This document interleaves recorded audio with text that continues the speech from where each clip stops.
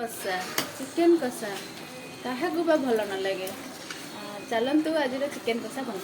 Hello hi नमस्कार जय जगन्नाथ सांग मैंने मोर न्यू ब्लॉग को आपण मानक स्वागत। आज रेसिपी होची चिकेन फ्राए। चलतु चिकेन फ्राए रेसिपी करबा। लाइटर ऑन करंतु तापरे कड़ाई बसांतु कड़ाई टी ताती गले तापरे सोरिष तेल ऐड करंतु पाखापाखि 100 ग्राम। कड़ाई सांग मैंने ताती गला पाखापाखि ताती जाए चीनी ऐड करंतु। चीनीटा दि जाए कि कलर आसे भी आप चाहिए से स्किप कर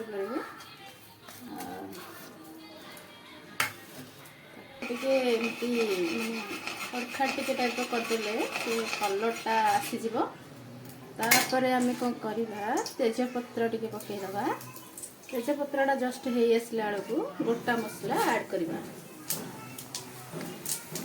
गोटा मसला टे फुटीगले तापर ऐड करवा पियाजटा मुझे चुन चुन करके मुनमुन कर काटी कसई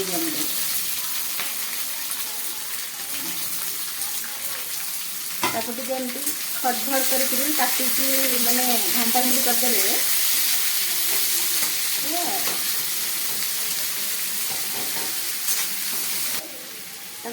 घोड़े दबा।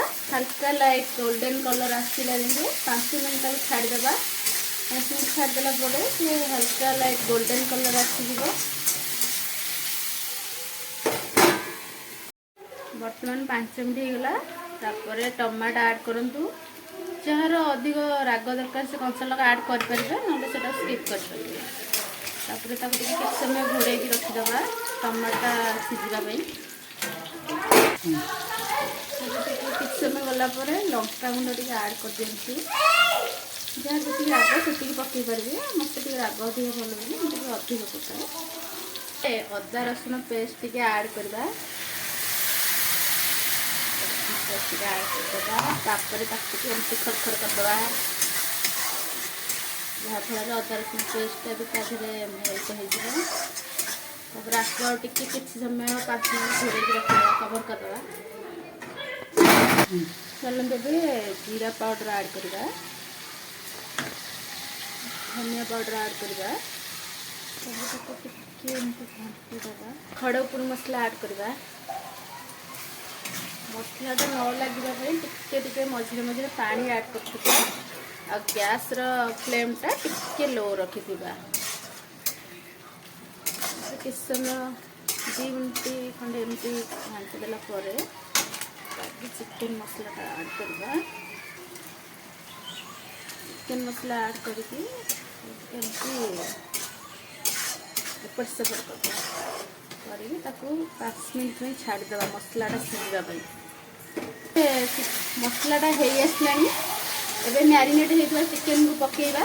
जेहेतु चिकेन में लुण हल्दी आउ लंका पाउडर सोरिष तेल या सब पकई मैरिनेट कर रखीदी से लुणटा स्किप करते लुण पकई स्वाद अनुसार लुण बाकी रहा कंचा आलू।